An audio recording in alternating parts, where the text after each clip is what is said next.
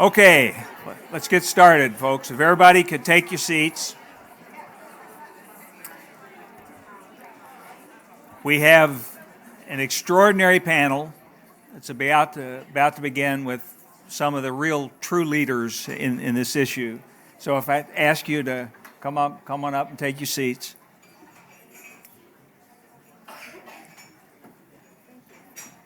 First, in the center here, I know all of us know Bradley Miles, Executive Director and CEO of Polaris.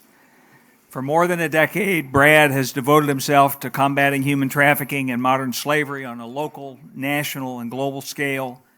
He helped create and launch the Polaris National Human Trafficking Hotline and is now focusing on strengthening partnerships with technology companies and new data-driven efforts aimed at eliminating modern slavery in the United States and worldwide. To Brad's right, I'm pleased to introduce Malika Assad-Assar, Google's Senior Counsel on Civil and Human Rights. Malika is well known as a tenacious, committed human rights lawyer and a longtime advocate in the fight against human trafficking. She was the co-founder and executive director of the Human Rights Project for Girls, and also served as special counsel on human rights at the Raven Group. And finally, I'm honored to introduce the moderator, Ambassador Swanee Hunt, former United States Ambassador to Austria, currently the Eleanor Roosevelt Lecturer in Public Policy at Harvard University's Kennedy School of Government, and the founder director of the Women in Public Policy program at the Kennedy School. But perhaps most relevant for today's discussion is that Ambassador Hunt spearheads Demand Abolition, initiative targeting the buyers seeking to eliminate demand. So, Ambassador Hunt, it's all yours. Thank you. Can you all hear me? Yes. I consider myself adequately introduced at this point, and so let me say something about demand abolition. We've been around, I'm going to guess, 7-8 years, and we're in 12 cities as we're working, which are like petri dishes, to let cities themselves come up with ideas, working with law enforcement, mayors, governors, NGOs, but particularly survivors. And it's really, really interesting how different these cities are. You know, Seattle, Denver, Houston, Boston, etc., Atlanta, and LA. Go on our website, okay? Because I actually can name the 12, but you don't want me to. And so some of them are using a tactic like putting up a fake ad and then having some parishioners, actually, so about 100 men from a church who are answering the ad and saying, you know, it's not who you think, but let me talk to you because, hey, bro, yeah, I know you're not trying to do harm, but let me tell you about the life of these women. And it seems kind of insipid to me, but they've now talked to like tens of thousands of these buyers, these would-be buyers, and they're starting to see now how the men with those phone numbers are not calling back. So you can see some real results. And they also are seeing which ones do call back over and over, and those numbers go to the police. And so the police can target their interventions. So, you know, what seemed to me like, you know, this is just like too easy a tactic has turned out to be replicable and we think very effective. Now, I say we think because now we have to get some serious research dollars to know which tactics are effective. I'm just giving you one example. And really, truly, do go on the website for Demand Abolition. It's, I think, really, really interesting. That's how I came to know. Is that how I came to know you, Brad? Yeah. But we've known each other a long time. How long do you think? 10. 10 years? Whoa. Well, when did you start Polaris? You're not sure. No, I joined Polaris in 04. 04, yeah. So anyway, very long time. And you were younger and I was younger. Like you were like really younger. Very true. I was very just a true. little younger. Very true. It's all relative, right? It's percentage. Okay. And anyway, I think the world of Brad. Like he's a superstar. If there's anyone, if you want to get to know in Washington, if you want to get to know someone who is creative, who's big thinking, who is strategic, who is an excellent manager, et cetera, meet Brad and get to know him, corner him out in the lobby. Malika, at Google, I'm looking forward to your input here because you really are an expert in what we're talking about. But thank you for what you're doing for human rights and civil rights there.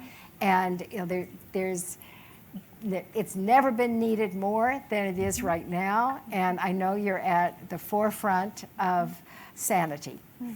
So you are, aren't you? Yeah. Absolutely. Yes, right. It's hard to be in this moment right now. But Right, yes, I am. right. But it takes us all staying focused and committed.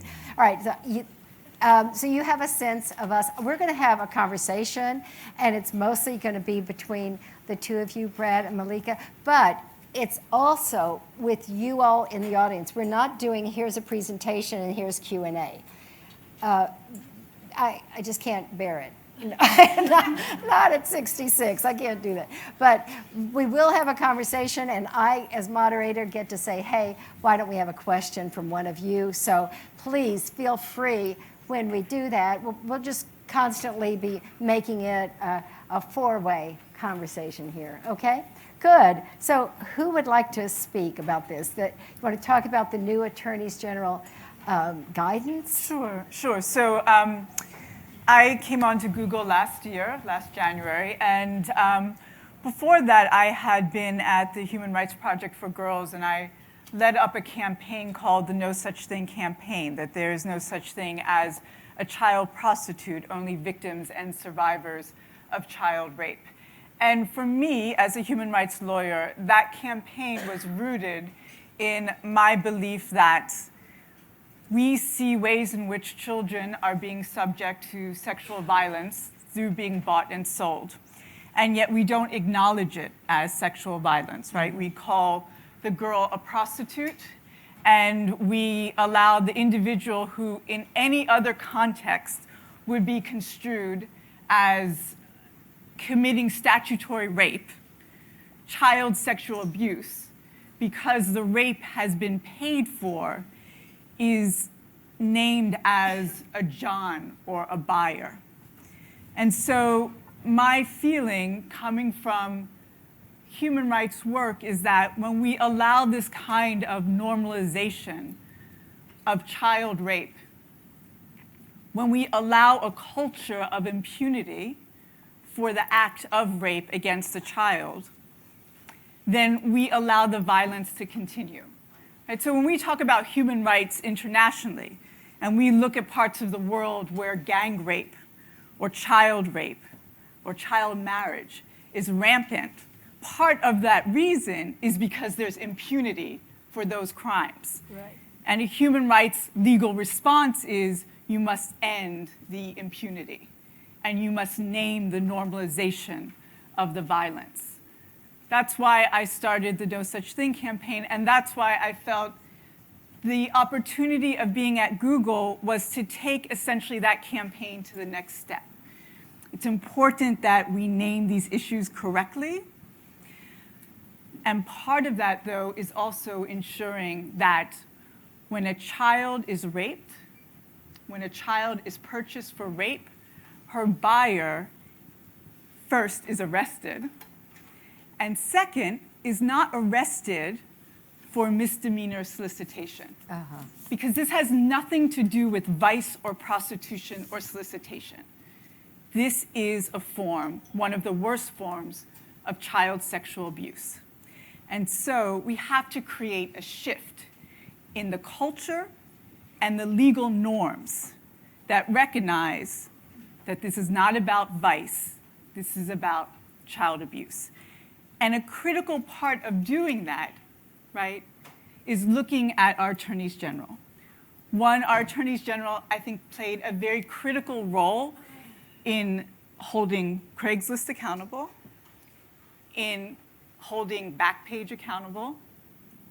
I think you see now with the executive order and the work to nullify the executive order, it has been an attorney general, right? So they play a very critical role in being legal champions. And so my hope is that in this space, they can be our champion in helping to change the legal norms of how we go after buyers. And in changing those legal norms, also signal to DAs, to law enforcement, that this approach of naming the violence and holding the buyers accountable is critical. We did this in the domestic violence movement, right? Yes. We said that violence against a woman was not a personal matter, was not a private dispute. We named it as violence, and then we held accountable prosecutors, law enforcement to do the same. And it's the similar approach. We have to name the violence, and now we also have to ensure that the legal community does the same, and that we legally hold responsible those who are buying our children, who are not simply Johns, who are not innocent buyers, who are individuals, again, who in any other context would be treated as those committing statutory rape. Malika, in around 1980, 81, I was in Colorado, and the very first grant of our foundation, which is called Hunt Alternatives, the very first grant was for a safe house, Right. all right? Now, there were a whole bunch of us working on safe houses for women who'd been beaten up and, and with their kids, et cetera. They had fled. And at some point, someone much smarter than I am said, why are they leaving their homes? If he did the beating up, why are they having to be in a safe house? Why isn't he losing his home, right? And it was this aha moment for me, like how, because even our expectations of men and women in the society fed into that, right? And so we got some laws changed, and where a woman who was being beaten up, and let's say the neighbors called the police or whatever, and he says to her, "You open your mouth, you squeal, and I'm coming back for the kids," and so she is supposed to sign some kind of complaint, right, with him standing right there. Right. And so we got the law changed so that the cop could come, take a look at the situation, and say, well, it's pretty clear what's going on here. You've got a busted lip. Mm-hmm. He's all hot and sweaty. Come on, guy, you're going with me, mm-hmm. right? Mm-hmm. And relieved her of that mm-hmm. position. So that's an example of getting that law changed. And by the way, that completely changed the dynamic. Right. So thank you for raising the domestic violence piece. Absolutely. Is there someone out here who would like to comment on what Malika has just said? I'm sure there is. Yes. And would you identify yourself, please? June Zeitlin with the Leadership Conference on Civil and Human Rights, and I just want to endorse 1,000% what Malika is saying. And in addition to domestic violence being an analogy, I think we could also talk about marital rape. Yep. Right. Because exactly right. For so long, it wasn't considered rape, and then laws were passed, but getting prosecutors to enforce it, and where do you get the evidence? It's he said, she said. So I think all of these issues are very complicated, but I do think by advocating and changing laws even before they're enforced, we're changing norms. And the norms are as important as the laws. So I think continuing this effort and bringing a human rights focus to these issues is really critical. Thank you so much. Brad, will you, I know, yes, please. Carol. No, No, please. Carol first, please. It's apropos? Yes.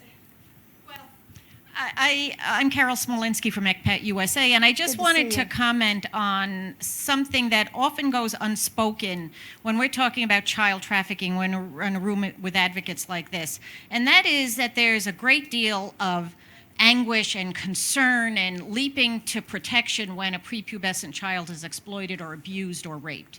But as soon as a child reaches the age of puberty, as soon as a child starts to develop, whether he's a boy or she's a girl, and is now being integrated into the adult sex market, society treats that child completely different. Now it's just a victimless crime. They're integrated into the adult sex market. They're sold on Backpage, and everybody gets kind of all squirrely about whether, she wanted it, she liked it. Is this person entitled to protection, or is she or he a prostitute? Somebody who should be arrested. So I say that because of my years of experience on this, I feel like that's not spoken, and it needs to be spoken. So I'm speaking it. Can I Thank respond you, quickly please. to that? Because I think it's a very important point, and I hold it from a dual lens, right? That girl is a child legally under the age of 18. She is a child, right? And I also talk about this from a racial justice perspective, right? Because let's be clear, most of these girls are black and brown girls. Thank you. And we don't allow our black and brown girls to have the status of child very long. So I say this as the mother of a black girl, that it is important to be able to recognize that when our girls, and especially our girls of color, who are sexualized so quickly and at such a younger age, and so systematically deny the status of child with all of the legal protections that a child under the age of 18 has, it is absolutely critical that we be able to say that 16-year-old girl, that 17-year-old girl, she is a girl. And how ironic is it, right? How ironic is it that internationally, when we talk about child marriage, right, we are, and internationally in general, we are very insistent on keeping the long range, right, of status of child and not denying it the minute the girl turns 14 or 15. And I've been taken aback as a human rights lawyer around that dual standard, right, between what we argue for internationally for the rights and legal protections of the child and how we pull away from that with our own girls. And from a racial justice perspective, it is especially worrying to me that we are pulling away from that protection of child for girls who are disproportionately black and brown. And Malika, before I turn to Brad, when you consider the age at which the average female in the U.S. is starting to end the life, okay? I'm going to use that for slang. And it's anywhere from 12 to 14, 15. That girl on her 18th birthday doesn't blow out 18 candles on a cake, and suddenly the buyer is, in this different category, maybe legally in a different category, but let's be real here, that she's been on heroin for 3 years at that point, or 6 years at that point, just to make it through. Mm-hmm. And do we still care about her after her 18th birthday? We must. Different laws will apply, et cetera, but somehow it's the same buyer. He's not saying, I'm dialing your number and can you prove to me you're over 18? That's not his first question. Brad, pick it up. I guess where I would just chime in, I think to give you some nuts and bolts of what this project is that Malika and the AG guidance has commissioned, which we're very supportive of and very excited to see. I think it's a very strategic piece of work. And I think the reason is right now, no one really has a grasp of how communities across the country are approaching this issue.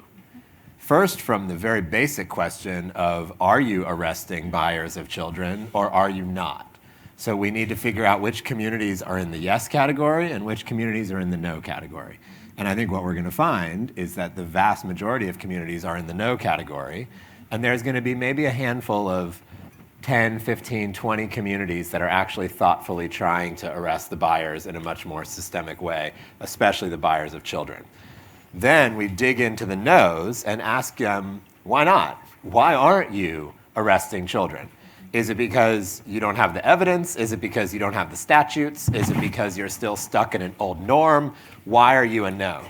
And then when you get into the category of yeses, you ask them, well, how are you doing it?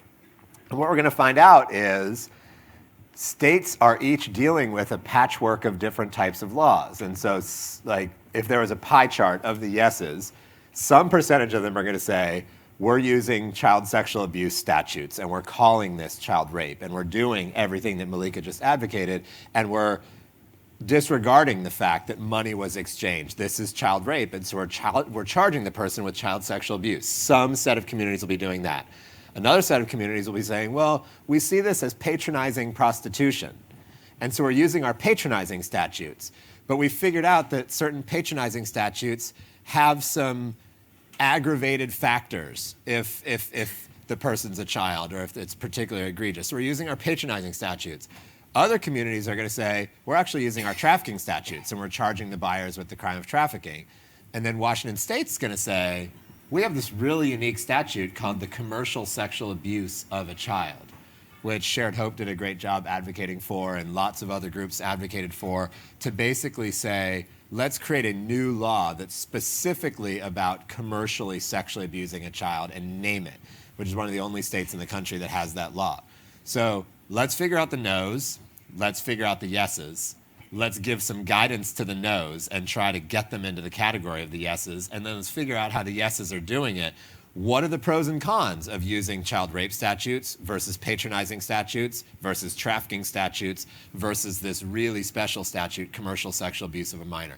So I think Malika had a vision for this project and shared it with a number of us and said, are you on board with this? This is what I think the country needs. A bunch of us jumped on board and said, absolutely, that's what the country needs. And now this research has been commissioned, the goal of which is to put some guidance out so that communities can start digging into this as a step towards creating the norm change that Malika is advocating for. But it's going to get very nuanced in these different communities where certain states are going to say, we don't have the commercial sexual abuse of a child statute, and our child sexual abuse statute is written in a certain way that blocks us, and so we have to use the patronizing statute, so we're going to have to mix and match. And if we think right now the country's ready for one single uniform approach across the country, we're nowhere near yet, maybe 10 years from now. But can we start creating a roadmap or a blueprint about how we get all 50 states to have the commercial sexual abuse of a minor statute? Or how do we get standardized training that if you're going to use your patronizing statutes, do it in this way, and here's some best practices? That's what the guidance is all about. I think the AGs need to hear it, and I think it will create a really great ripple effect across the country.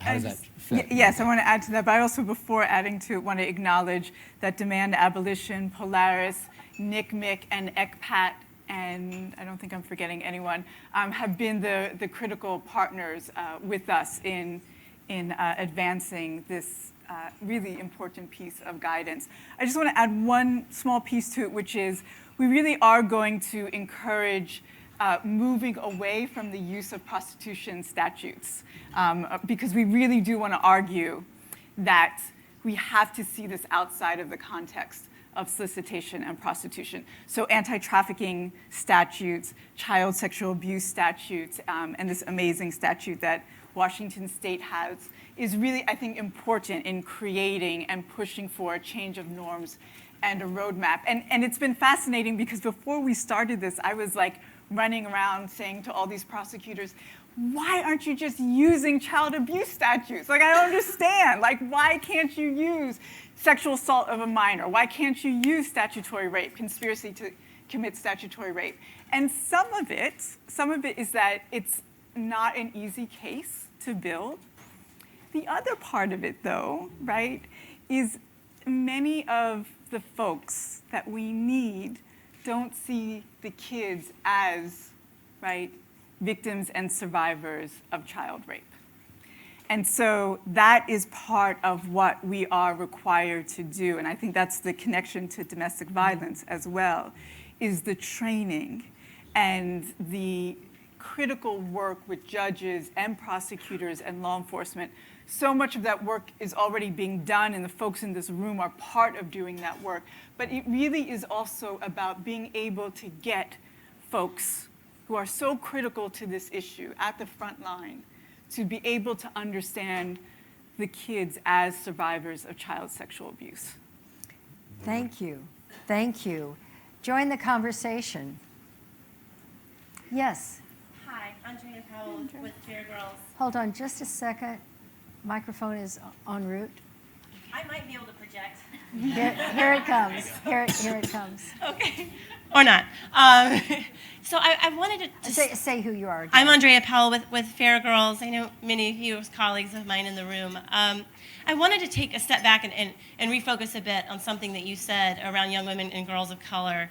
90% of the young women who we serve at Fair Girls here in the District of Columbia, Virginia, Maryland, are in fact girls of color. About 90% are American citizens. And we consistently over the years have worked with both good and bad defense attorneys, prosecutors, but a message that we have been getting over the years is, she's 17, she's practically an adult. And we would turn that around and say, no, legally she's still a child. There's no practically in this.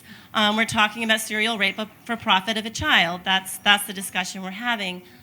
But one positive thing I wanted to share with the audience is in the state of Maryland, and starting to see this in District of Columbia as well, we're starting to really track cases as they come in, which means holding child and family service agencies, welfare agencies, direct service agencies like us accountable for reporting every case that you see in kind of three broad categories. I won't get into that, but what that means is if you don't make that report and you're someone in kind of that chain who had contact with that child, you're held accountable.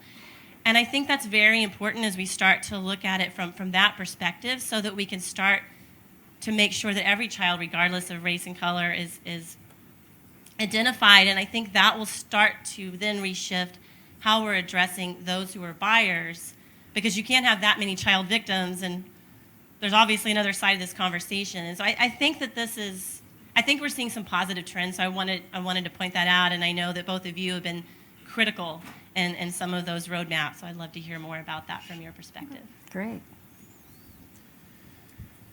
I think what we're talking about here on a macro level is a whole series of paradigm shifts. And I think Malika, we don't need to restate the importance of norm changing, but I also think it's gonna get into some of the more micro fixes of law enforcement habits and practices, of just standard operating procedures. Like if you encounter a child in the sex trade, you are trained to ask to see their cell phone and look through their past caller ID of the past 30 calls that they have on their cell phone, and you use that as a piece of evidence instead of ignoring that as a piece of evidence. I think there's going to be a lot of law enforcement training about how to interface with child welfare, to Andrea's point.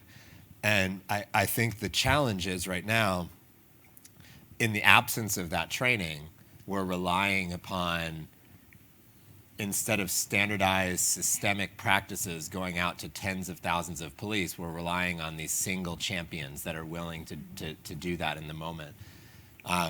In the days before I took on the current role at Polaris, when I had a previous role and was working more closely with task forces and going out with the police more regularly, when we would go out with the police through our crisis response team, and they would encounter a child in the sex trade, and we'd be in some hotel out by Dulles Airport, and there'd be FBI agents and police agents, they'd be there. Their central question was, can you tell us about your pimp? It was like, are you gonna flip on your pimp?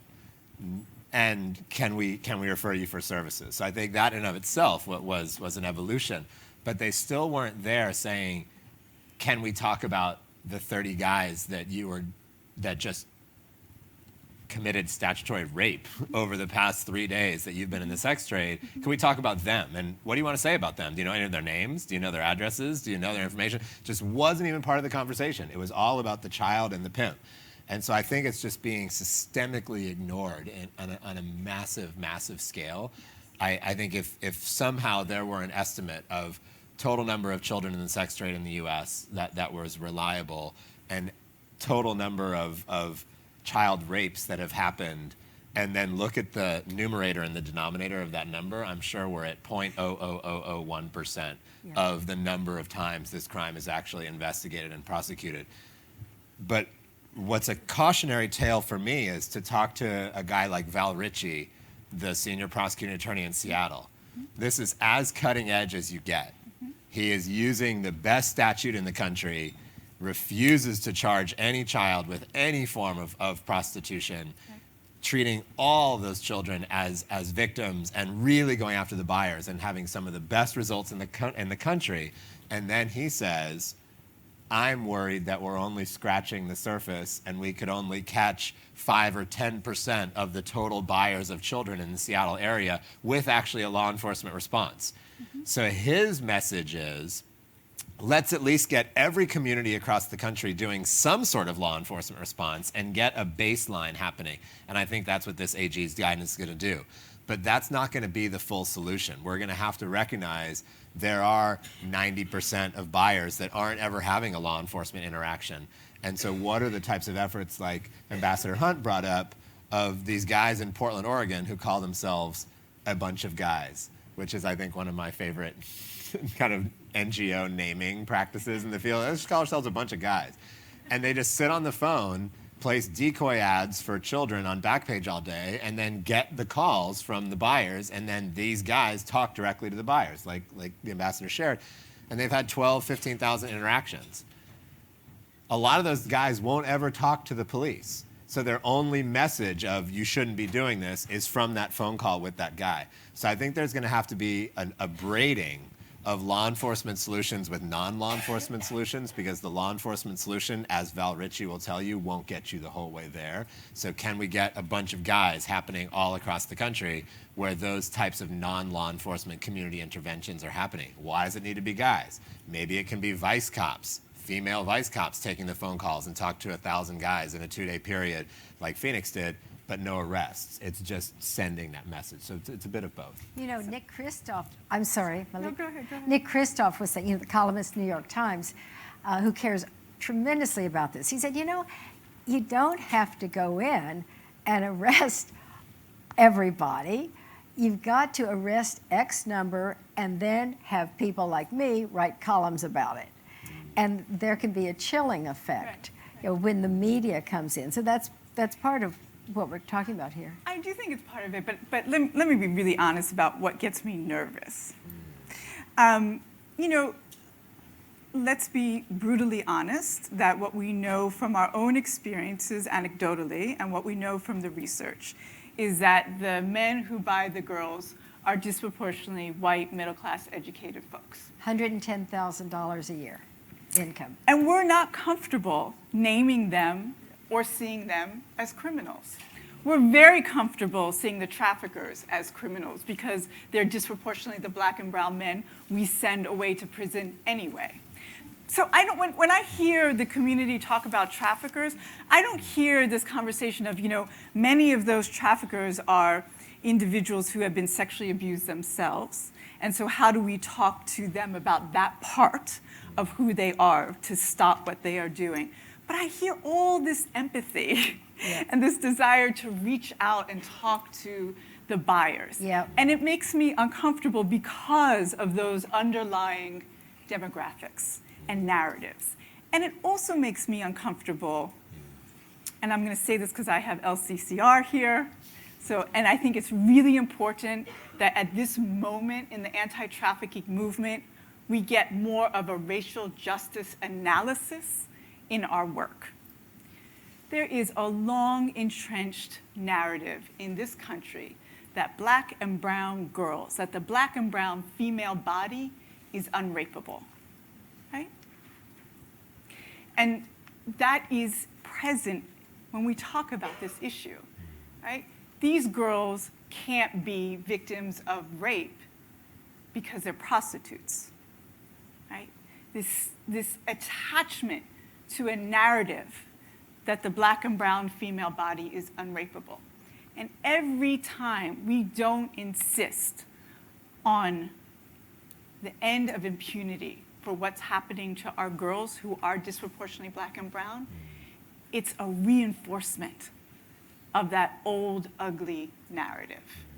And so I feel for those reasons, I want to hear us courageously talk about how our girls, our kids, especially our black and brown kids who hold these narratives in this country of not being afforded the status of child, of not being seen as a survivor, a victim of rape, how important it is that we end those narratives of denied status of child and victim, and that we begin to talk about the need to hold accountable those individuals who do this to our kids, regardless of how uncomfortable it might be when those individuals do not conform to our construct of who a criminal is.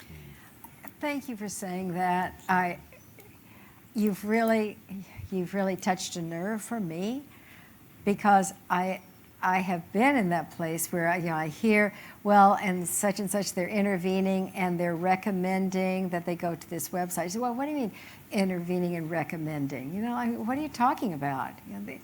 This is a criminal. I mean, if it was someone who had committed a different crime, if a robbery or something, would you encourage that he go to a website? And I have to tell you, people assume that because I do so much in the feminist community in terms of getting women, trying to get them elected to office, or, it's blah, blah, blah, blah, blah, that I do a whole lot, that I'm into this issue because of the rights of women. And you shouldn't have to have dueling identities, right? But for me, at the base, and you and I haven't talked about it, at the base, for me, it's about white privilege on black-brown. That is, if there wasn't any kind of gender piece to it, it's white privilege on black-brown. So you and I need to become best friends, and we'll encourage each other, because we really have a tremendous amount in common, and thank you for saying what you did. By the way, I've talked to one girl who was being bought, a teenager, and she said the time that her phone was the most active was on Monday mornings after the man had spent the weekend with his wife and kids. And so, yeah, what's that about? Right? Okay, yes, please. Hi, sorry. Matthias with the World Bank's ID for the Initiative. I want to thank you for bringing up... Could you say that again? Sorry. My name is Matthias Witt. I'm with the World Bank's Identification for Development Initiative. Oh, great. Thank you. But my question, actually, I want to thank you for bringing up this issue of racial justice as well. And sort of the hypocrisy, if you want to call it that you pointed out, for us doing international work, looking at child trafficking overseas and holding up these other countries to all these standards, was simultaneously more or less turning a blind eye to what's happening here. Many of what you just said in terms of statistics was new for me as well. I didn't know these numbers and how disproportionate they really were. So my question to you is also, aside from the work that I could be doing professionally, but just personally as an individual and as a white male, what can I do just in everyday life to contribute to changing the narrative and to speaking up and to just doing something about this issue? Well, I really appreciate how the urgency in your voice. Please. Go. One white man to me. Yeah, one white. Yeah. One white male to another. That's right. There's so many layers to that. I think a few things. I think one, trying to use sometimes the privilege that you're afforded as a white male, and instead of using that privilege and hoarding it for yourself, trying to share that privilege and divert it to those that aren't being offered that privilege. So I was invited the other week to give a major keynote address in front of this big corporation. And instead of taking it, I said, why don't you invite a survivor to give the keynote address instead, and I'll give the warm-up address for 10 minutes, but she needs to be the keynote speaker. So I think in one way, being aware of the spotlight that you're sometimes given and calling people out when they're giving you that spotlight too much or disproportionately, and trying to share that. And whether or not I've done that enough in the field or not, that's something that I think about. I think there are some practical things, like join the No Such Thing campaign, like quit using the word child prostitute, right? In your colleagues in the World Bank, if you see anybody using the that word, right, beginning to call that out and make that word something that no one really says anymore. In policy, in written policy, and in spoken word. I think there are so many things that involve learning from survivors, really. I think when I joined Polaris in 2004, the three main staff at Polaris were Derek, Kat, and Tina from Courtney's house. And a lot of our time was spent listening to Tina and having Tina teach us about her experiences in the sex trade and share with us her expertise about what the police could be doing differently. Like, I've got 30 ideas about how you could catch more buyers. Just talk to me, right? Yeah, and right, instead of right. us trying to bring that up. So I think the survivor engagement and survivor inclusion piece, not just for a survivor telling their story, but actually asking, can you share your expertise with us about if we're going to try to create this paradigm change, how would you do it? And they'll have dozens of ideas. So those are just a handful of ideas. But I think it's a lens. It starts with the lens, and then that lens manifests in lots of different ways if you let it. And I would just add to that, I've always seen this issue, especially in the US, as being the razor's edge, right, of rape culture. So I think part of being able to be a voice against child trafficking is also being a voice against rape culture. And then I think the other piece that I would add to that is because you are in an international context, the urgency of being able to say in that space that gender-based violence is borderless. Right? And certainly the US is culpable in our own acts of gender-based violence and trafficking. And the importance of being able to have that conversation in a truly global manner that does not cut off the US from its responsibility and its place. And, sorry to be partisan, but it's actually not being partisan, in light of the kind of language that has happened around the election and presidency, it's an especially important time as Americans that we really be able to take stock of the way in which we normalize violence against women and girls. Thank you. Who's the timekeeper? Is there a timekeeper? 10 minutes. 10 more minutes? Yes. Hallelujah. Okay. Yes. What is it? Yeah, anyone have a thought right now? She just gave me the mic. This is Jack Warner. I'm a former D.C. government senior official, also a Kennedy School alum. My question is, you're talking about how to standardize, and we're doing a lot of discussion here on the law enforcement side of things. I'd like to get more on the policy side of it and how we can start working with state legislatures, so how we can start working with the governor's offices, how we can start working with the mayor's office, county commissioner's offices.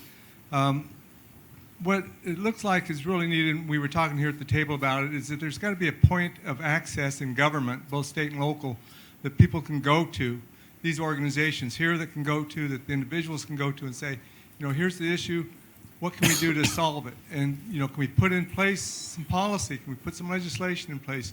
What can we do to, to help the law enforcement side of things to be able to carry out their task? Let's put it in place, initially. And to get to your point in terms of how can this all be standardized and so forth, I mean, we've got a lot of associations out there, National Governors Association, National Conference of State Legislators, U.S. Conference of Mayors, National League of Cities. All these groups need to be putting in place committees and, getting individuals, governor's office folks and state legislator folks involved in creating a platform and a place for all this information to flow into so that standardized issues and policies can be coming out of that place. So, and the Kennedy School is a good place to start with some of this stuff. So I just want to put that on the table, and it really helps bring the law enforcement piece of it in, because then it gives it an anchor in terms of how it operates within the government. Thank you. It's Jack, right? Yeah. Would someone out here respond to Jack, please? Yes. We need a mic? Yes. Thank you. Thank you. I'm Marcia Rabito with the Center for Human Trafficking Court Solutions, and I've thought about the problem that you've just posed, and I think one of the deficits that I see in this area is that we haven't really established the economic proposition for the fact that if we did pass legislation and if we supported various programs differently at the get-go, we would save the social system a lot of money. And there isn't research that's being done on that right now. And I think and again, I'm relatively new in this area, but it strikes me that one of the problems is the difficulty in identifying the victims, and then there's so few resources that the resources aren't being committed to the research that is needed to establish that economic proposition. And yet I think it's really critical in policy making. So, if anybody has information on that, if there is research being done along those lines, I think it's really important to get it out there because it is time for legislators to act. Mm-hmm. But they're not going to act unless you can demonstrate to them that by doing something at the front end, you're going to save a whole lot of money. Yeah. And of course, the victims' lives are so much more enhanced and given an opportunity. Does anyone in the crowd, are you able to respond to that? The question of the, yes, please. Hi,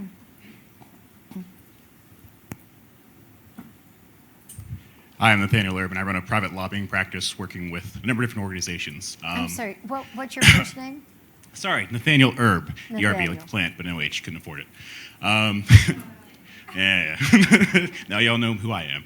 In that regard, with the economics, it's definitely a thing that we've lacked in this field to focus on. I think in terms of just time of advocates to do, the research and engage universities and organizations who can do it. But we've actually started doing some of that. So I just put in legislation amendments to the Maryland's human trafficking safe harbor protection legislation. And so with that, the new working group that'll be established is doing that research. And then I've done it in regard to working alongside University of Maryland and a couple other universities going after college education and all those pieces. So we have done it kind of piecemeal, but it's definitely something we can expand and do at a larger level. Thank you. Yes, Brad or Malika? Yeah, I would say a couple of things. One is that when we talk about law enforcement, I think part of the work and the policy approaches is not only doing the training, but being really clear in our policy practices and recommendations of who in law enforcement should be responsible for this area. It should not be vice, right? It should be, where I have seen it the most effective, is where it's law enforcement that deals with crimes against children.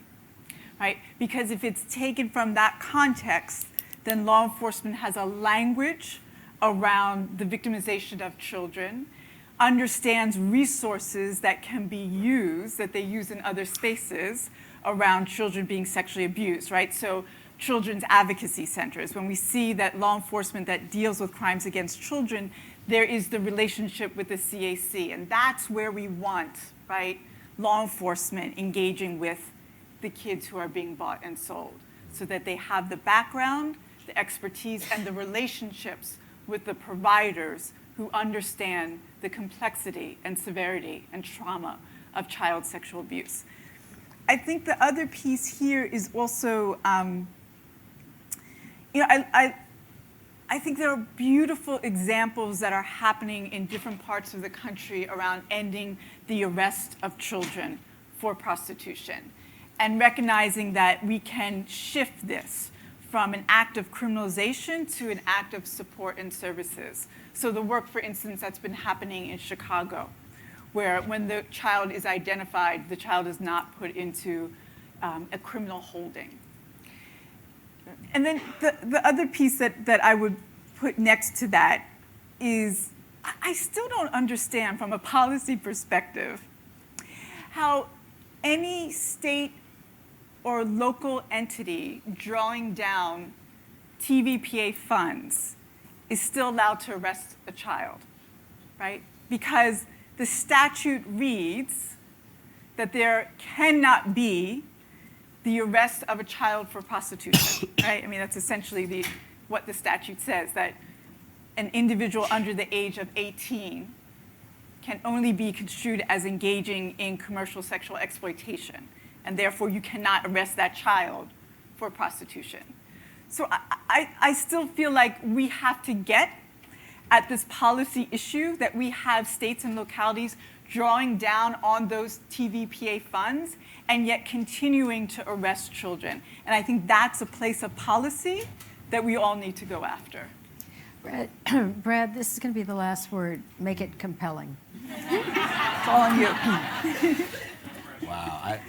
I think what Jack, to your question, I think that what was really amazing to me was how so many of the laws at the state level got passed between 2004 and 2014, and the amount of organizations that contributed to making that happen. And a lot of those organizations are here in the room today.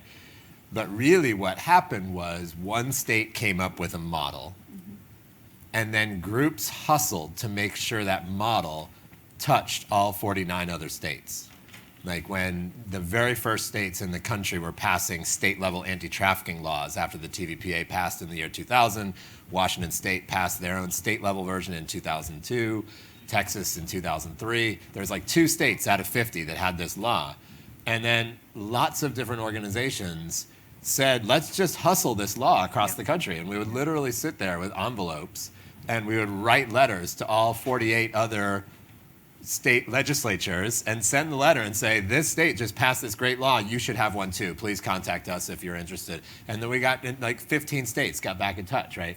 So I think that's what's gonna need to happen. There's gonna be probably 4 or 5 key laws that emerge at the state level. And I think this AG's guidance will highlight what those laws are. One of them is the commercial sexual abuse of a child in Washington State. That's the Then really you need probably 3 or 4 people across the country who are paid a full-time salary at ECPAT or at Polaris or at Rights for Girls or at NCMEC or at Fair Girls or any of the places here who live and breathe contacting the other 49 states and basically championing and saying, let me teach you how to pass this law. Yep. Let me put you in touch with the authors of this law. Let's make it work for your state. Oh, there's some particularities. We didn't realize that. Let's tweak it for your state.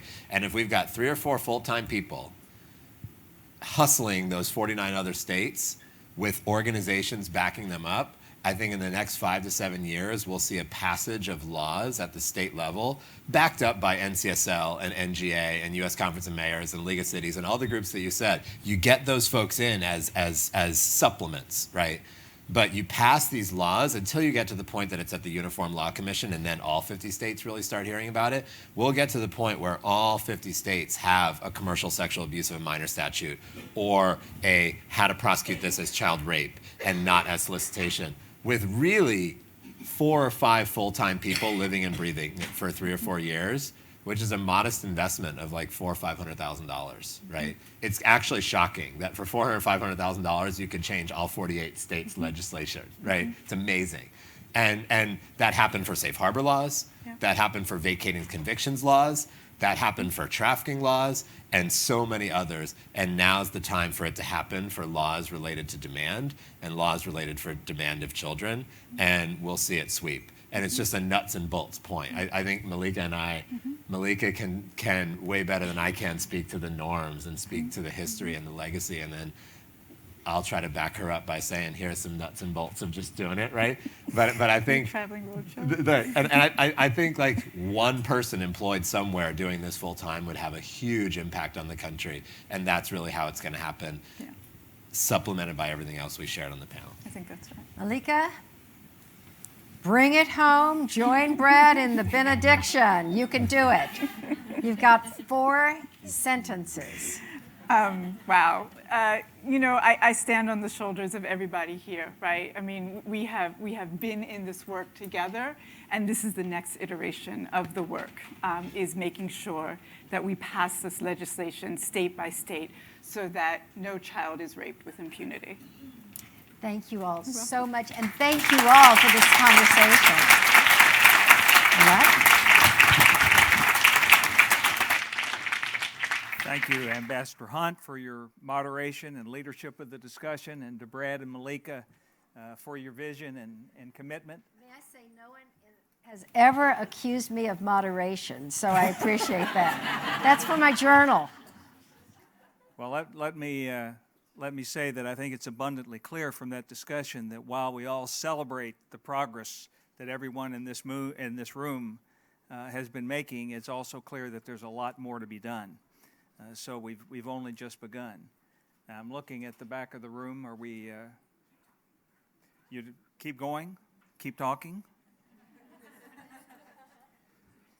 Well, I think the next discussion will be particularly relevant and timely because it will be a congressional panel and a chance for us to talk about where we are, and Megan is coming up here. We're just sat in a chair, keep talking. Why don't we take a short break while we... On very short amount of time, and they get special sports, we're going to roll. Okay, okay.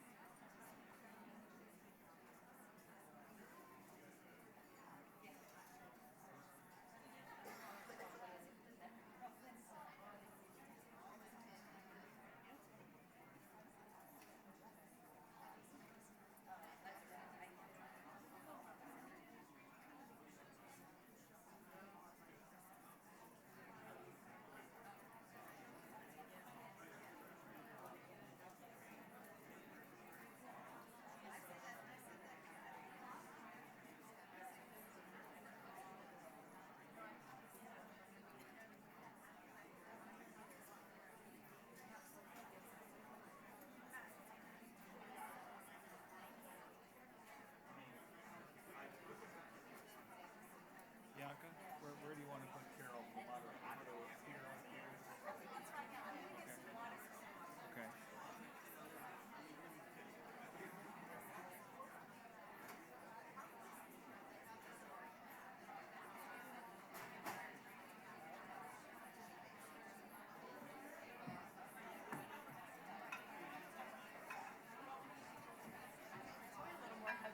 Should have kept rolling into it, would have been helpful.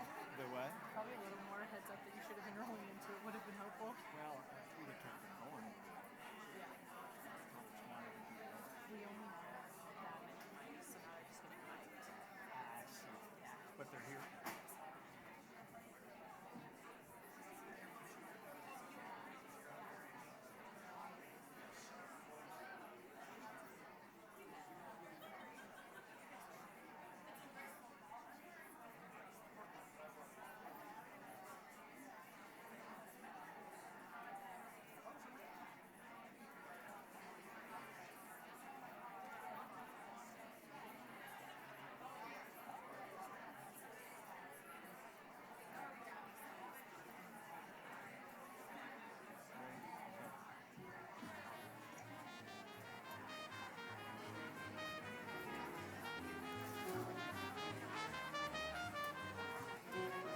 Well, I see that our panelists are arriving, so if everyone could take your seats.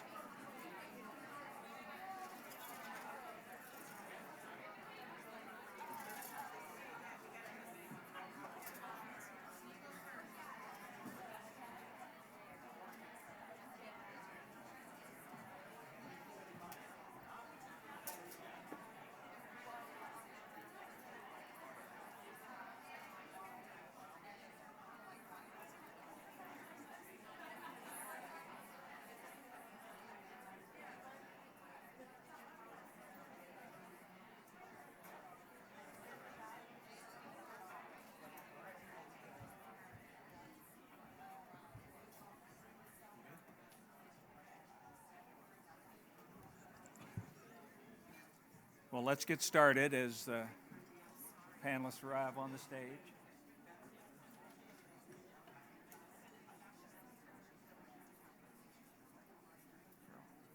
Yeah, come on up. Let's get everybody up here, and then I'll introduce you at one fell swoop. Judge Poe, how are you? Good to see you. Well, now for our congressional panel, I'm honored to introduce three extraordinary leaders who are making an incredible difference in the Congress of the United States in the fight against human trafficking and modern slavery. To my immediate right, next to Carol Smolenski, Senator Bob Corker of Tennessee, the chairman of the Senate Foreign Relations Committee, and the father of the End Modern Slavery Initiative, which will raise $1.5 billion to fund projects around the world to target slavery and end it. For the past 2 years, Chairman Corker has fought this battle with incredible conviction and tenacity, and this initiative is now about to become a reality. So we're honored to have you here. On the other side of Senator Klobuchar is Congressman Ted Poe of Texas, founder and co-chair of the Congressional Victims' Rights Caucus, co-sponsor of the Bipartisan Justice for Victims of Trafficking Act, member of the House Foreign Affairs Committee and Judiciary Committee, and chairman of the Subcommittee on Terrorism, Non-Proliferation, and Trade. But to me, he will always be Judge Poe. We're honored to have you here, sir. And finally, in the center, Senator Amy Klobuchar, former dynamic prosecutor, co-sponsor of the Bipartisan Justice for Victims of Trafficking Act. And for those of you who were outraged with some of the conversation in the last discussion, Senator Klobuchar is the author of the provision to ensure that minors sold for sex aren't prosecuted as defendants, but are instead treated as victims. She's been a great leader in this, and Senator Klobuchar. Thank you. Thank you. Senator Klobuchar and Cindy McCain have been a great team, a dynamic duo in taking this message nationwide. And finally, our moderator. And our distinguished moderator is Carol Smolenski, the executive director and founder of ECPAT USA. Carol has worked in the field of children's rights for more than 20 years and is nationally and globally recognized for her efforts to stop the commercial sexual exploitation and trafficking of children. So let me hand it over to the moderator, Carol Smolenski. Thank you, Ernie, so much. And I just can't say how delighted I am to be here with this group of amazing leaders who are going to talk to us about the legislative path forward to protect victims of human trafficking. As an advocate, I've been working on this issue for more than 25 years. We started ECPAT many years ago, and I can see, I have lived the tremendous strides that we have made in the United States and across the world in protecting, our issue is child sexual exploitation, but in fighting human trafficking in general. And that's why it's thrilling for me to be here with three of the leaders who have made that happen. We couldn't be here if it wasn't for your work. As I was looking through your bios about trying to do an introduction, I was trying to find some common ground, but I couldn't, and I think that that's actually telling. Because you mean between us? I was looking for in your bio the thing that jumps out as why you coalesced around bipartisan work against human trafficking, and anyway. We have bipartisan work against human trafficking that has been going on in the United States because no one wants to know that anybody is being bought and sold in the modern slave trade. Nobody wants to think that's happening here in the U.S. We are so far above that. So I think it bodes so well for the future that we still have so much momentum going on. So for this panel, each member will make a 5 to 7 minute presentation about where they see things going. And then I have a few follow-up questions that I'd like everybody to answer. So Senator Corker, if you wouldn't mind starting us off. Sure, I'd be glad to. I'm honored to be with a group of people who care so deeply about this, and obviously Cindy and Megan and Ernie and so many people are true pioneers and have been leading this for many years, and so always glad to help in whatever way. One common thread that we do each have a heart that beats. So maybe that's what the common thread is. And, you know, it doesn't take a lot to see how devastating human trafficking is and its effect on people. And I think each of us, once you see that the effect, what's happening, it reminds me of hearing a sermon once where someone said, if not you, who? So I think all of us are bound together by the fact that we have seen this devastating scourge on mankind and we want to do something about it. So mine is going to be from sort of the borders out. I know there are efforts here underway that are within the United States and other places. I'm chairman of the Foreign Relations Committee, and in traveling the world, which we all do extensively, I was able to see firsthand what's happening around some places around the world as it relates to modern slavery. I think all of you know there are 27 million people today in slavery, more than at any time in our world's history. And you realize each year when you sit in the position that I sit in that, you know, people come to see us about little incremental efforts each year, rightfully so, to deal with this issue. And at some point we finally said, hey, shouldn't we try to end this around the world instead of working at it in a marginal way? And so, which again, all of those efforts are very good. We met some groups that are doing outstanding work, IJM and others around the world, using best practices. And what we realized was we had done such a great job. We already knew this, of course, and reauthorized PEPFAR, and our nation's done a great job in that way. Is there not a like effort that we might have relative to modern slavery? We were able to get some appropriations. I think it's unfortunate in many ways here in Washington. It's easier to get appropriations than it is to get authorizing language, but we were able to get about $50 million set aside for an effort to end modern slavery around the world. And just recently, actually due to John McCain's help in letting us attach something to the NDAA, we just passed the End Modern Slavery Initiative, which authorizes us to really pursue this effort and allows other governments to know that they can count on us being involved in this for the longer term. It's set up on the premise that the United States over a 7-year period would set aside $250 million. That would be matched with other governments putting up $500 million, and 2-to-1 match, and individuals putting up $750 million, a 3-to-1 match, so that we create a true worldwide effort around this, and it would be housed here in Washington, set up not unlike the National Endowment for the Democracy, a 501c3, or at least that's one. Everybody can compete for this money. That's an effort that we have been pursuing ourselves. Thankfully, Theresa May, Prime Minister of the UK, is a leader in this effort already. I met with her last week when she was here 2 weeks ago. There's lots of efforts, as we know, around the world, but bringing them together, again, focusing on reducing, using metrics, using best practices, is something that we need to do as a country, that we need to lead as a country. And I'm going to stop right now so others can talk. Okay. Thanks, Thank you. Senator. So, Senator Klobuchar. All right. Well, thank you, everyone, for having me. Has everyone gotten over the Super Bowl? Like, that was a pretty cool thing to the end. I was glad I hadn't fallen asleep. And I will say that as I watched it, I thought about one person, that's Cindy McCain. And that is because she's worked so hard on trafficking efforts, not just around the Super Bowl, but really any major convention or sporting event. We've seen them, and it's a way to actually talk about this issue and call it to people's attention. And I think she literally has scared away traffickers from a number of Super Bowls by her own force. And I also wanted to thank Bob and Congressman Poe, because I was thinking what you said, Carol, about what we have in common. And I think we've all come from different backgrounds. I was a DA that was actually nonpartisan. He was a mayor, and he was a judge, right?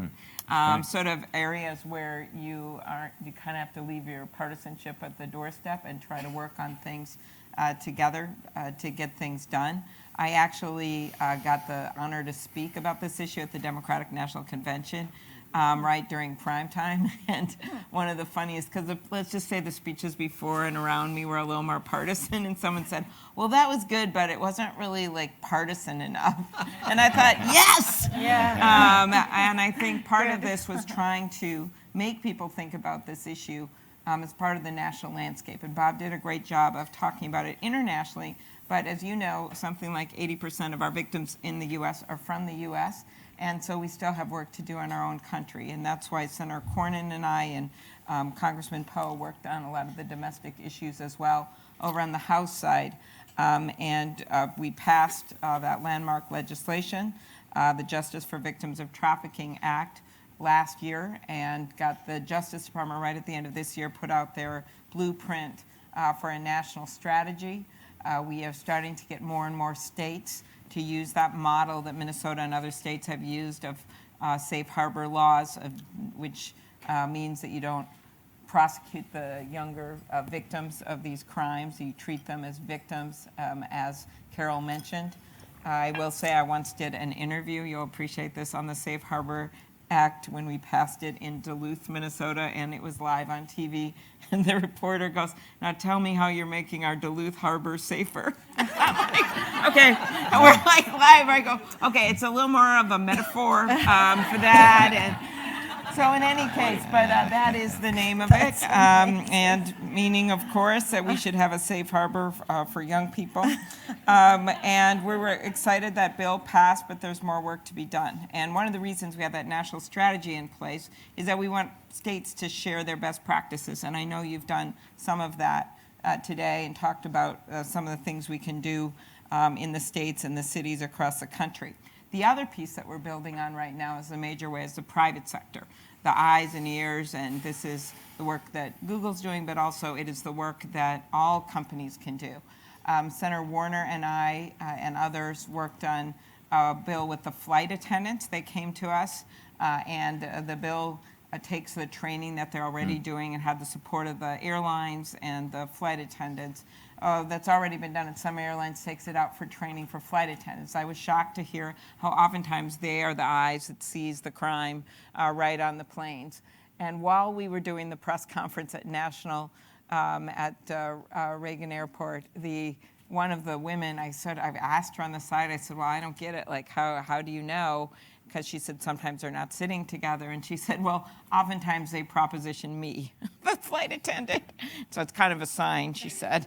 But in any case, there have been a number of cases where flight attendants done that. So we put that training in line. I'm working with the truckers group, the Truckers Against Trafficking.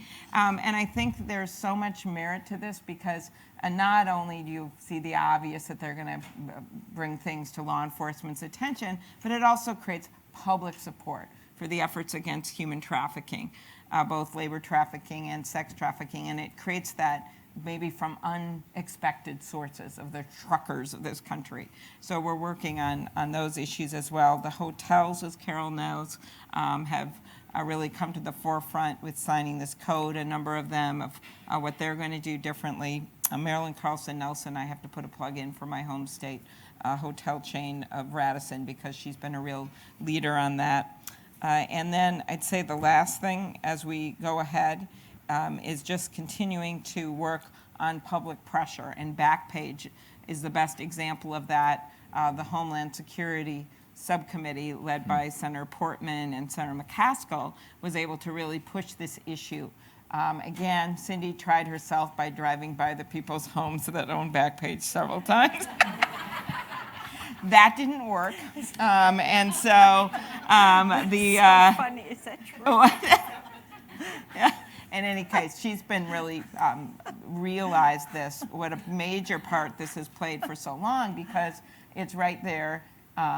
We're just like flagrantly they are flagrantly selling kids and adults on Backpage. And as you know, they shut it down themselves very grudgingly right the day that Senate hearing was to take place. And they didn't testify and asserted their rights under the criminal laws. But I thought that that was a great example of pushing the issue and pushing it publicly. So that's the demand. And then I'd say that the private sector piece of it is prevention right on the front line, and the stuff that we're doing with Congressman Poe and others, and the things that we're trying to pass are really getting at it, so we make sure there's sanctions. So it's a deterrent, but also that we get the help that the victims need so they can turn their lives around. And then Bob can do the rest of the world. So thank you so much for having me. Thanks. Thank you. Thank you, Senator. Thank you, Senator. Judge Poe, can I ask you to give us your views on the legislative, path we're following? All right. Of course I have an opinion. I'm Ted Poe. Former life, I was a prosecutor and then a judge, and now I'm in Congress. My friends tell me every time I take a new career, I get a demotion, but I don't think so. And I want to thank Cindy and Ernie. Probably, in my opinion, no one person has done more to raise awareness of this scourge than Cindy McCain. And I want to thank you for that. We had the Super Bowl in Houston yesterday. The Dallas Cowboys did not win. But part of the protocol that the city used to be aware of the trafficking scourge was from Cindy McCain.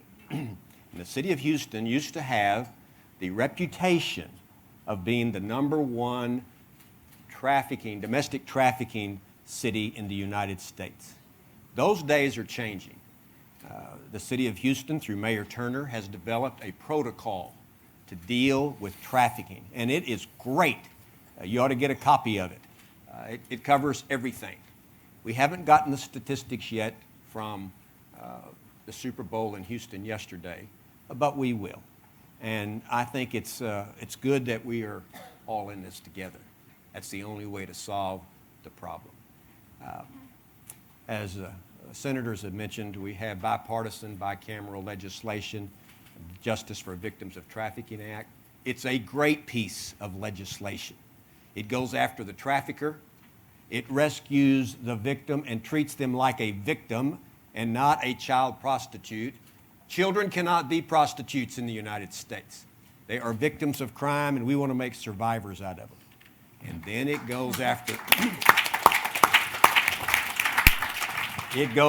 the demand. The folks that the one thing they want is to be anonymous. And they sell women and children on the marketplace of slavery.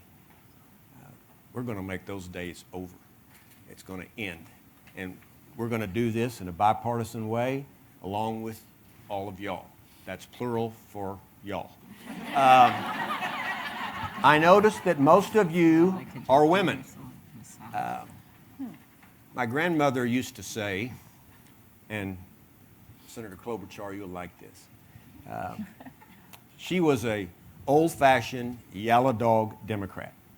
Never forgave me for being a Republican. She said, I'm not sure you can go to heaven being a Republican. I think she meant it. But anyway, she said there is nothing more powerful than a woman that has made up her mind. This group has made up their mind, along with Cindy and Senator Klobuchar and the rest of us male children. We are going to stop this scourge. And there are several things that the Justice for Victims of Trafficking Act did, and I'll try to keep it real simple. It not only went after the trafficker, rescued the victim, and also prosecuted the buyer to the extent almost as the trafficker. That's all good.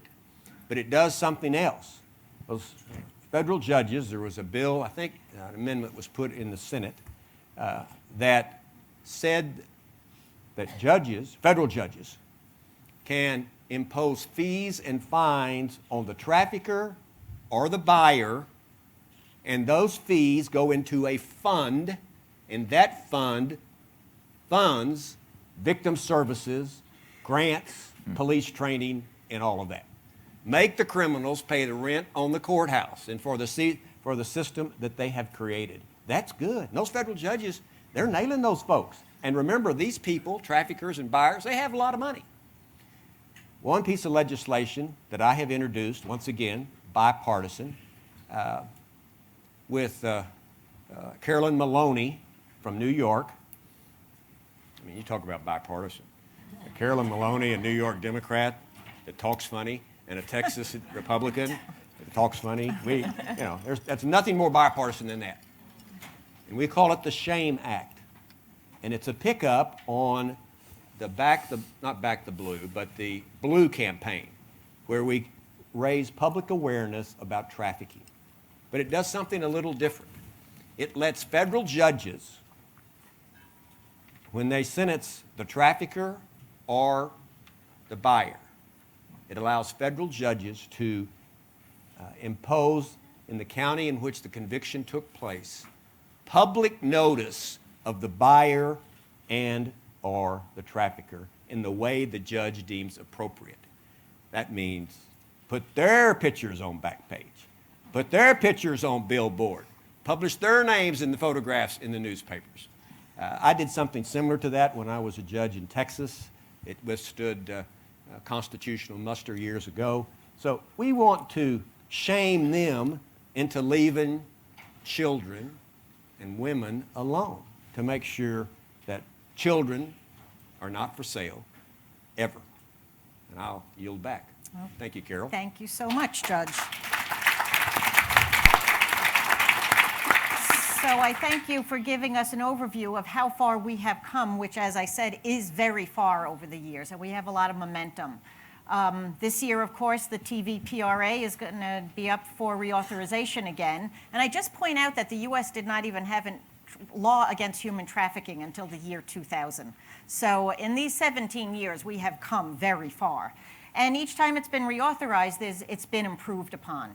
So I'm wondering what you all are thinking about what might or might not be in the Reauthorization Act, what you would want to be in it, and what you think the outlook is. And I'll ask each of you to answer that question. Senator Corker, if you don't mind starting. I think I'll defer to Amy and Ted, who are more central on the domestic piece. I think their answers would be, but I can't imagine it not being reauthorized. There'll be some tweaks. There always is, but Amy, you and Ted are probably best to respond to that. Go first. Go ahead. Okay. I don't see any problem with it being authorized. We just have to make reauthorized. We have to be very careful to make sure that there is money in the reauthorization that is spent for this purpose. That is the key. So we'll be watching to make sure that it has money. And may I talk about VOCA now, or do I need to wait? Well, I'll just quick answer. I would agree. I think that we are in a good place on this, given the number of bills that we've been able to see pass, the bicameral work. I think one of the things we always want to make sure of that we keep this focused on trafficking and that it doesn't go off into other areas or create controversy. Not that that ever happens in Congress. And I think that's going to be very important that we keep it straight on this with a clear message. And I really don't see it as an issue. And the committees involved are all supportive. And we just haven't had problems with this in terms of this bill before. And I'm hopeful that we'll get it done. If I could, I will say it is amazing how on an issue like this, unbeknownst, things can creep in that are controversial. I mean, I just would have never imagined it took 2 years to get the End Modern Slavery Act authorized, but there are little things that can creep in, and all of us just need to guard against little things creeping in that can dismantle tremendous work that's underway. And I think when you have authors committed to that, it's helpful. And then when you also have the groups that can push back if people try to do that, even if they may agree with something that was put into it. Right. I think that's what's going to be very important. Very good. That's really interesting. So we're guarding it against getting things introduced that might be derail damaging. Things. Yes. Yeah. Sometimes the littlest thing that sounds so great, you just have no idea the sensibilities, how they can get things off balance. And you're right, keeping the main sponsors so that they actually turn away things that they may themselves like, but may in fact weight it down and keep it from being reauthorized. Well said. Right. What do you all think about what the outlook might be for any kind of legislation that would focus on the prevention end? Because we have made a lot of progress on protection and prosecution and even partnerships, but I feel from my view from the NGO advocacy world that we still have a long way to go on prevention. And whether that is demand reduction or empowering young people to know how to stay safe, or even adults to know how to stay safe. Do you have any thoughts about that? Well, I think part of that in the bill we just passed, the bill that I did with Senator Cornyn, obviously we had some funding in there, some on the healthcare side and then some on the grant side, some of which can be used for education efforts. And I think a lot of this is working with the states to do that. Minnesota, and that's why, for instance, things like the Super Bowl, and sometimes that gets so controversial because people say, well, it's not just the Super Bowl. Well, that's for sure. It's not just the Super Bowl. And by the way, the Super Bowl, does anyone know where it is next to the Super Bowl? Minneapolis. And we have one of the strongest trafficking efforts, so we're pretty excited about how we'll be able to use that as a discussion point. Our state's actually looking forward to that. I will say you might wonder why it's in Minnesota in January. We somehow made the case to the NFL that it wouldn't be that cold, and we omitted the fact that the year before there was a day when the Range Rover was on a warm part of Mars. It was actually colder in Minnesota than it was on the planet Mars, but we didn't put that in the presentation. So I think those kinds of things, major events where you can get major organizations like the NFL to be willing to talk about it is helpful. Education efforts in the states, billboards, everything you can find, and just using those opportunities to talk about it and not be afraid to talk about it. That's what we've done a lot in our state.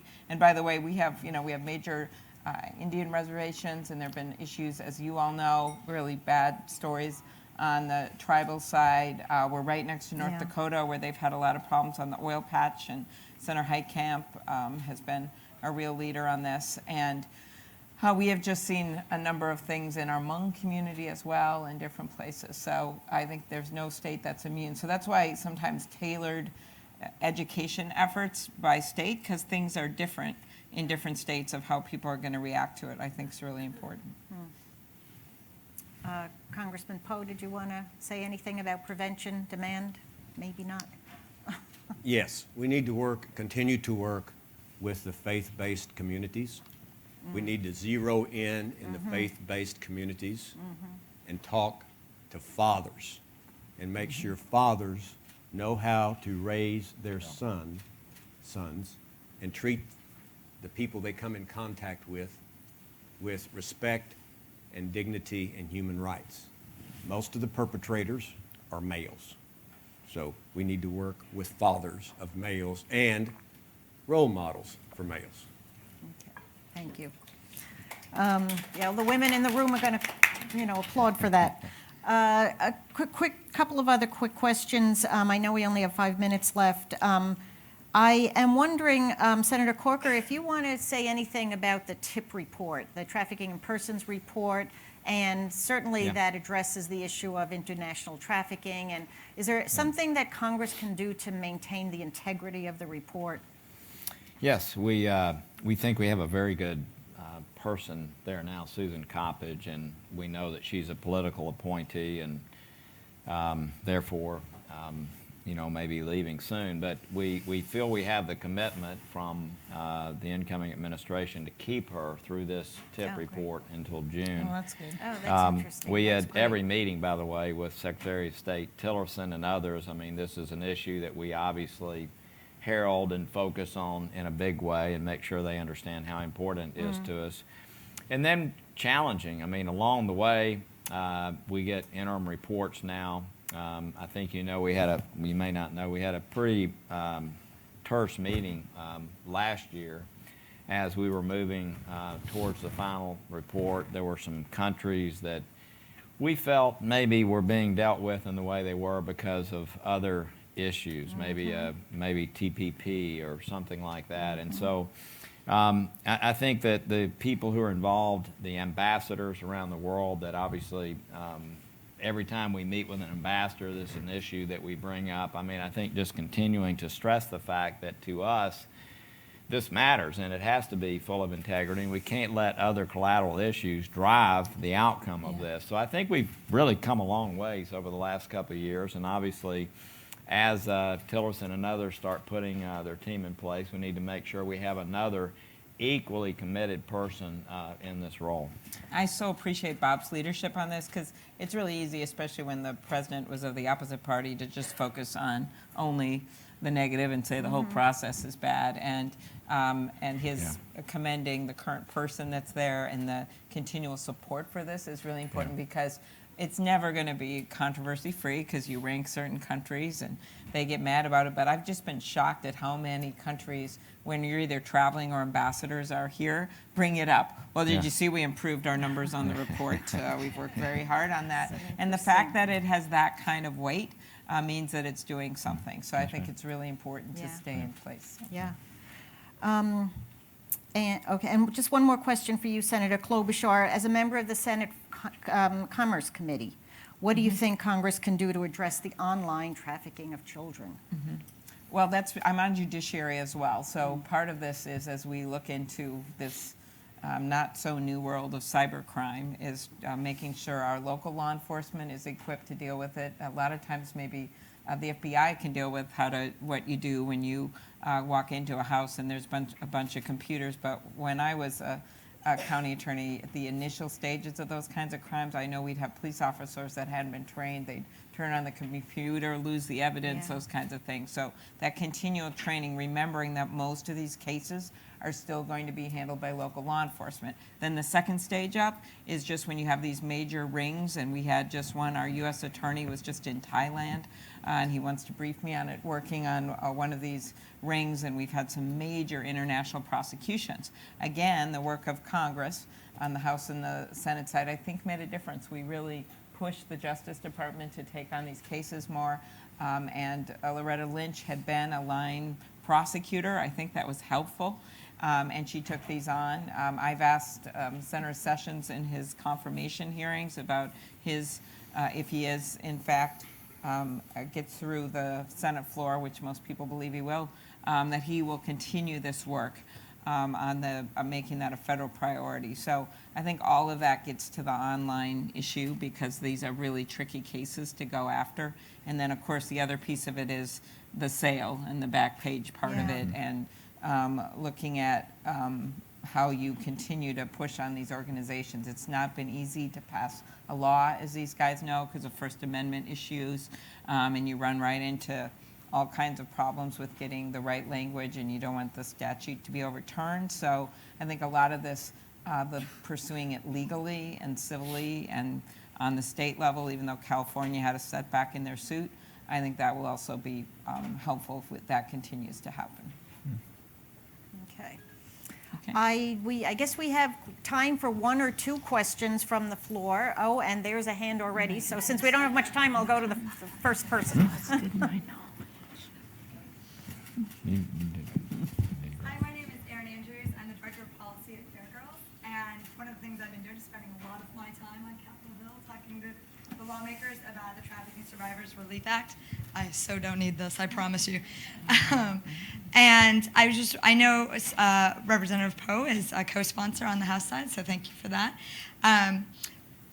As a direct services provider organization, 45% of our victims that we're seeing every day have arrests and convictions that are providing a major barrier to them stabilizing themselves. And it comes no surprise that housing and arrests and convictions arising out of being a direct result of being trafficked are the most profound barriers that we're seeing. So this is one way on a federal level that we can address this issue. I know it's the #1 priority for the National Survivors Network. And I was just wondering, senators, and I know we already have a co-sponsor on the floor there, but what your position is, and if you think it will pass in this legislative session. I know it has a lot of bipartisan support, and we really want to get it to a hearing.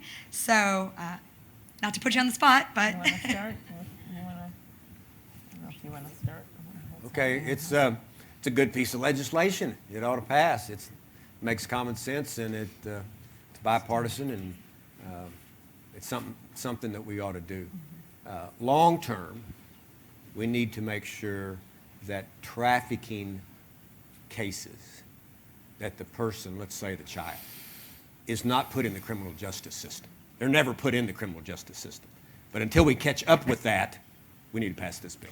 Well, and as you know, in the bill we just passed, there's incentives in there for your COP funding and other things. As long as we keep the COP program in place, then we'll lose those incentives. Another story.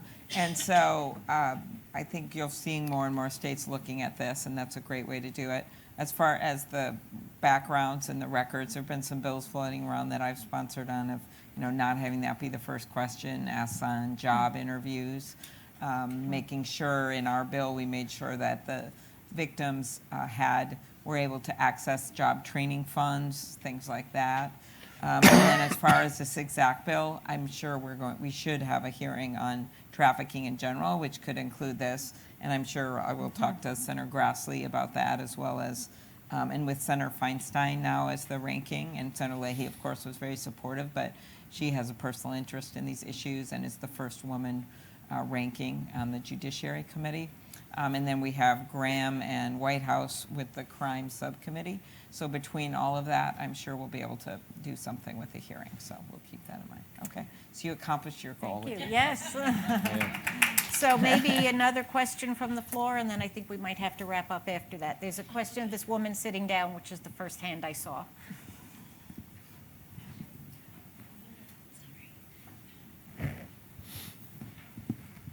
Hi, I'm Jean Brueggemann. I'm the Executive Director of Freedom Network USA.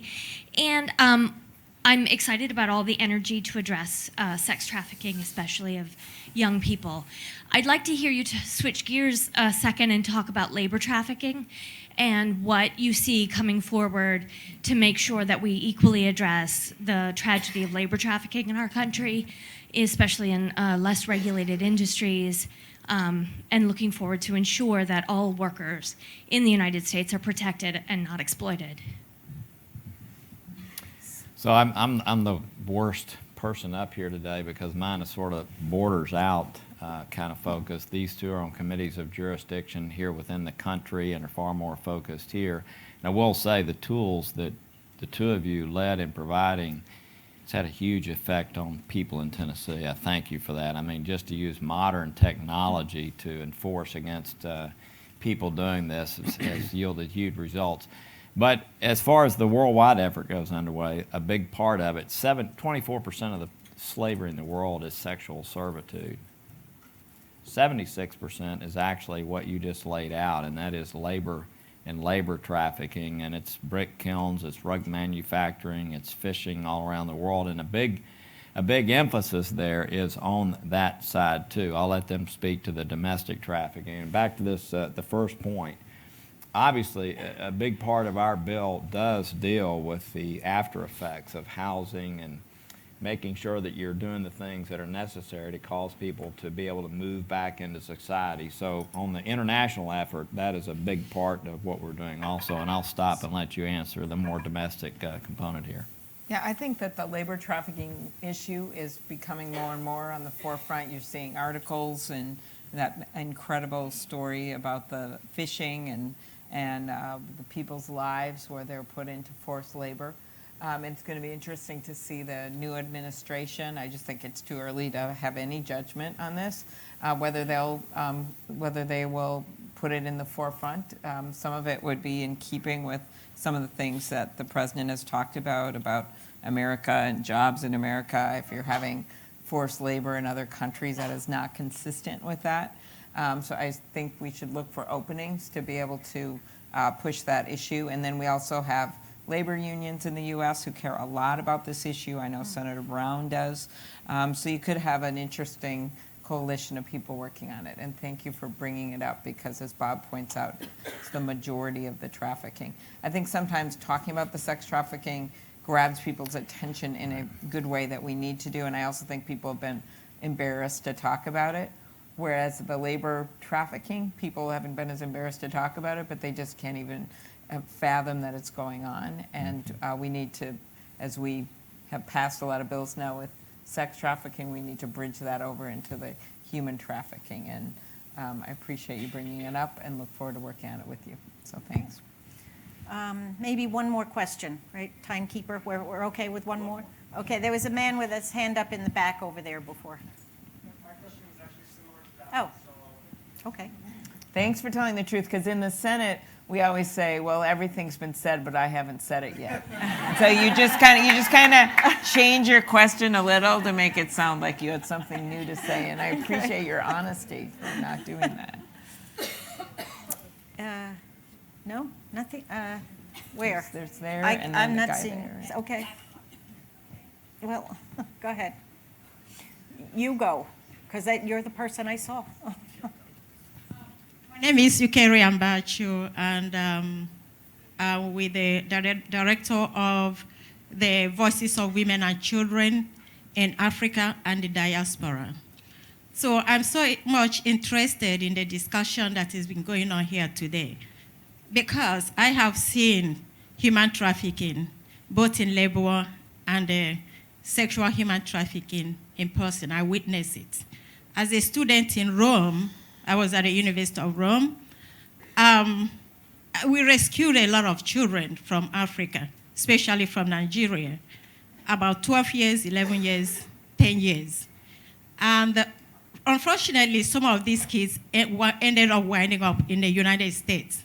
So I want to know, what is the policy of the United States administration towards human trafficking of the United States citizen, African American United States citizens, especially the Nigerians, the Congo, the Zaire, the Liberian, the Sierra Leoneans, that bring all these children to the United States, and they continue in this labor as maids, especially as maids. They don't allow them to go out. They stay in the basement without heat. Sometimes they go out without any coat or suit. So I want to know, what is the policy of the United States government towards these people? Okay, thank you. Well, now, I did the last part. Were you talking about talking about people Nigerians, trafficked into but, the U.S. but that are here in the United States? Yeah. Well, I would just, for instance, when I did that speech, I was talking about the Democratic National Convention. We actually had someone that had that experience in California, I believe. And there have been prosecutions of people. And I think that is one really smart way. It is illegal depending on what, what laws are violated, what the state laws are. And I think that when I talk about this effort on human trafficking, expanding beyond sex trafficking, a lot of that's going to be based on prosecuting these cases. There have been some very high-profile ones when people are put into those situations, because that shouldn't be happening. You can't treat someone like that under the U.S. law. And of course, the Trafficking Victims Protection Act has a number of steps that protect victims of human trafficking in the United States. Right, and that That's could sort of be the as centerpiece of right. that. And as you look at the changes that could be made, if there's some things that are positive that we can do there in light of what we know has been going on and used to be overlooked, that would be a good thing. Okay, well, I then thank our very distinguished guests for sticking with us the whole time and for giving us your thoughts. Thank you. Thank you, Carol, for leading in, and to Senator Corker, Senator Klobuchar, Congressman Poe. I think we've spent an extraordinary day. Need for aggressive action, but I think the ultimate answer to this problem is leadership, and it's hard to imagine three greater leaders for this cause than we just heard from. So thank you for everything you're doing.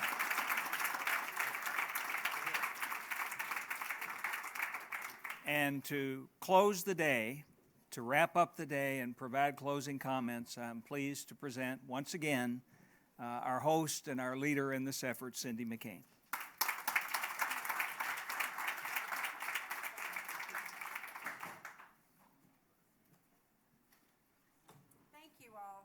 Thank you all so much for being here.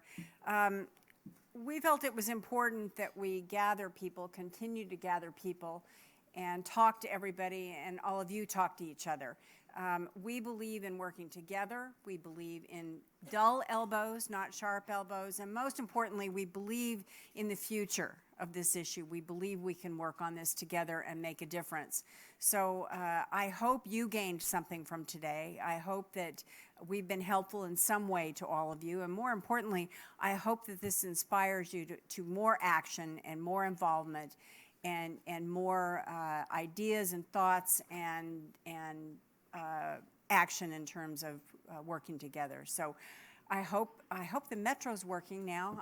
I'm sorry about that. I can't do anything about that. Anyway, I'm grateful for you being here, and thank you so much for being with us today. And have a good evening. Thank you.